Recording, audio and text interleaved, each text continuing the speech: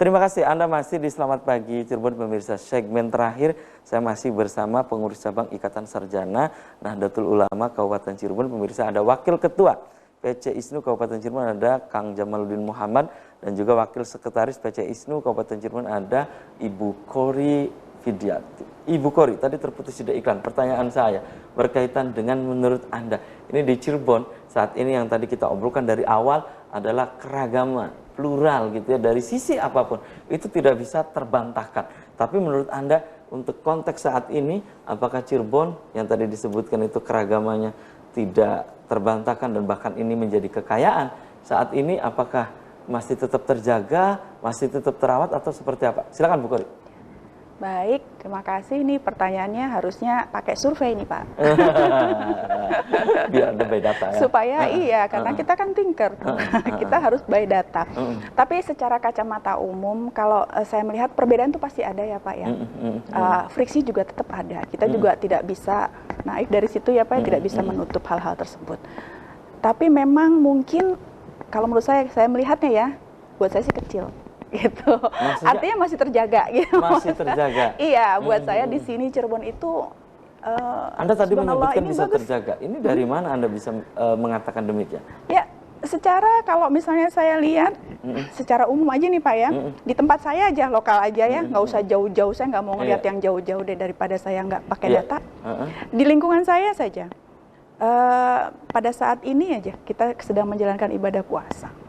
Kemudian ada beberapa yang memang beragama lain, ya Pak ya. Kemudian ada juga ya di situ juga mereka tidak berpuasa juga.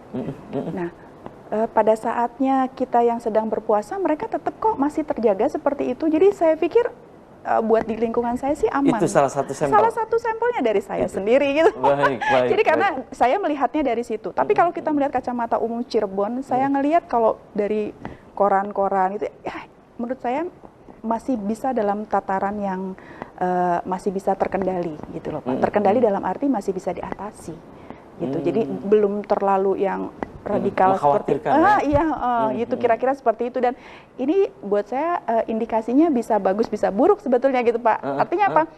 Ini jangan jadi terlena gitu, jangan jadi loss. Dengan terawatnya, terjaganya gitu ya. Tetap kita harus konsisten. Itu ya. Itu konsistensi tetap Pak perlu. Jadi jangan sampai lengah di situ. Baik. Oke, Kang Jamal, berkaitan dan pertanyaan ini menyambung tadi dari Ibu Kori ya. Menurut Anda sebagai seorang putra Cirebon berkaitan dengan keragaman yang ada di Cirebon, Anda dari awal itu di samping ini adalah kekayaan, horizon kekayaan, juga ini adalah tak terbantahkan. Anda tadi menyebutkan sunatullah.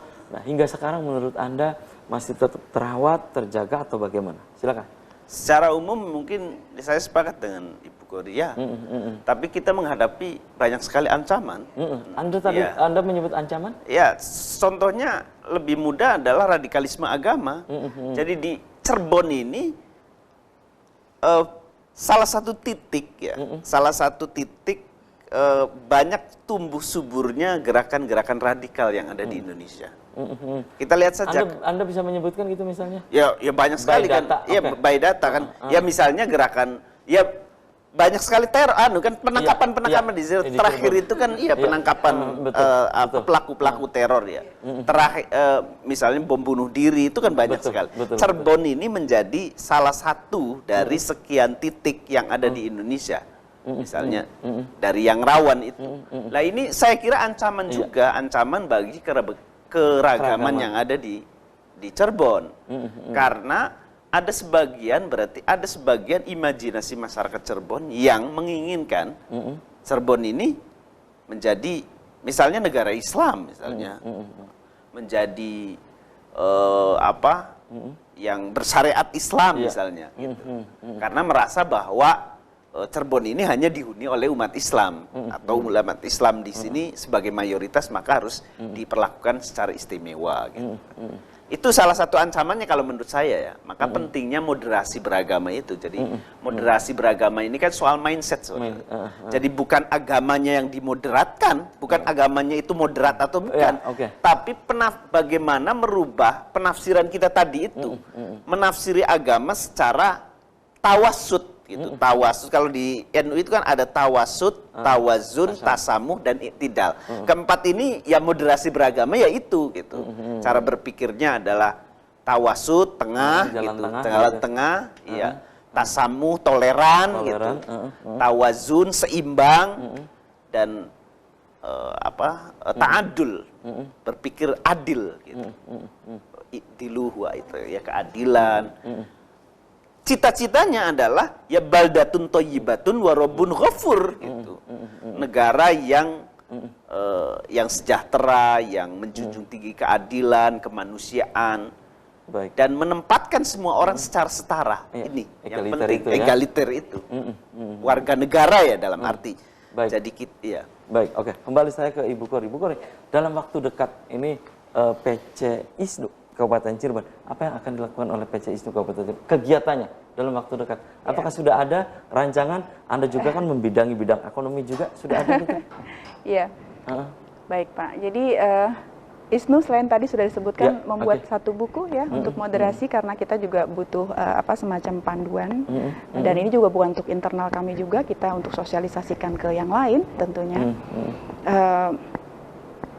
Ke depan ISNU memang sedang melakukan beberapa perencanaan untuk penelitian sebetulnya Pak, karena kan kita kan tidak lepas dari itu. Kita harus tetap secara lokal Cirebon apa yang tadi meresahkan, yang buat saya sih meresahkan bahasanya ya, mungkin terlalu ekstrim kalau bicara. Buat saya perempuan terlalu, saya pengennya adem-adem aja. Yang meresahkan tadi bisa kita analisa, kemudian kita bisa minimalisir, bahkan mungkin bisa kita hilangkan. Nah itu kan itu yang mungkin ke depan akan secara kalau ISNU dari pemikir itu harus membuat satu bentuk penelitian untuk kita serahkan kepada pihak-pihak yang berkompeten supaya membuat satu pola gitu loh Pak. Misalnya tentang kita bicara tentang daerah tertentu yang memang agamanya kuat dalam satu sisi gitu misalnya, atau yang memang ternyata yang sebelah sini agamanya lemah gitu karena mungkin ada satu hal dan lain-lain. Nah itu kan yang seperti itu mungkin perlu mix and match, dikombinasikan gitu supaya nyambung, ya tadi setara, supaya seimbang, supaya pada saatnya nanti friksi muncul adalah yang dikedepankan bagaimana cari jalan tengah, kan gitu ya Pak. Nah itu mungkin dari situ. Kemudian kalau kita bicara sisi ekonomi ya, kita sangat-sangat beragam ya Pak ya. Alhamdulillah di sini mungkin ke depan ini instrumen-instrumen Islam di Cirebon ini harusnya lebih bergerak nih Pak. Seperti mungkin wakaf gitu, zakat. Ini bisa digerakkan dan ini bukan cuma untuk umat Islam ya, tapi untuk seluruh umat gitu Pak. Dan ini bisa sangat-sangat bisa. Secara global dari beberapa penelitian yang saya baca, memang instrumen Islam seperti contohnya wakaf, kalau orang bilang kayak dana abadi lah katanya, seperti itu semacam itu. Nah ini bahkan jauh lebih bernilai ketika kita berwakaf. Nah ini kalau kita bicara untuk filantropi lah ya. Iya, kita filantropi Islam ini yang di Cirebon ini harusnya lebih hidup. Cirebon ini kaya gitu Pak dengan keberagaman dan ini paling bisa melalui wakaf.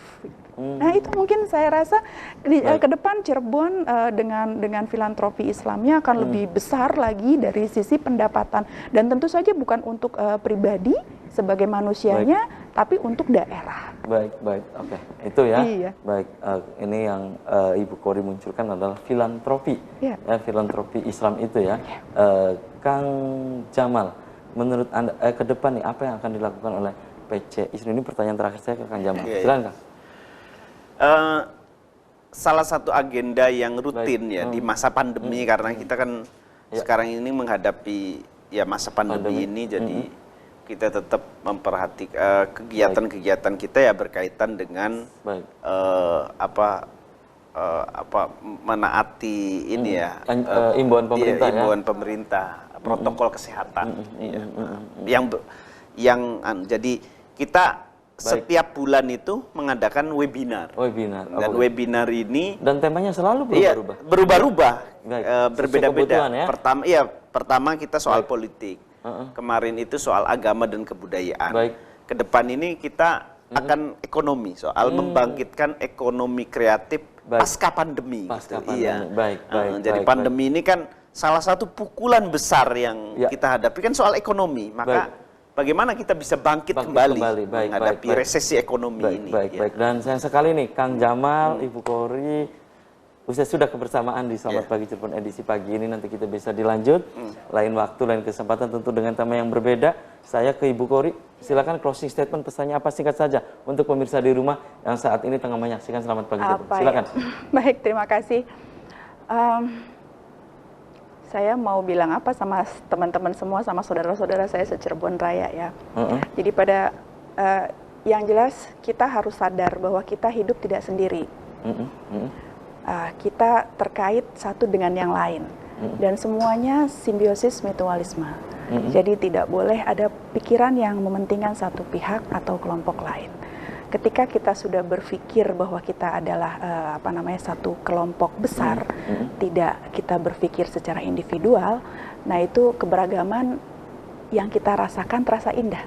Baik, itu ya. Kang Jamal, silakan closing statement, singkat saja Kang. Nabi Muhammad, salah satu misi besar Nabi Muhammad SAW itu kan menjadikan Islam sebagai rahmatan lil alamin. Artinya Islam ini bukan hanya merahmati umat Islam saja, bukan rahmatan lil muslimin, tapi lil alamin. Berarti merahmati semua orang baik itu latar belakang agamanya berbeda, etnisnya berbeda, kebudayaan berbeda. Inilah, jadi kita mewujudkan rahmatan lil alamin ini. Baik. Oke, terima kasih nih Kang Jamal, Ibu Kori sudah menyempatkan hadir di Selamat Pagi Cirebon. Saya tunggu informasi-informasi selanjutnya ya dari Ikatan Sarjana Nahdlatul Ulama Kabupaten Cirebon. Dan pemirsa, demikian Selamat Pagi Cirebon edisi pagi ini, semoga bermanfaat. Terima kasih atas perhatian dan kebersamaan Anda. Akhirnya saya, Afif Rifai, dan kerabat kerja di pagi hari ini harus pamit undur diri. Sampai jumpa lagi besok. Wassalamualaikum warahmatullahi wabarakatuh.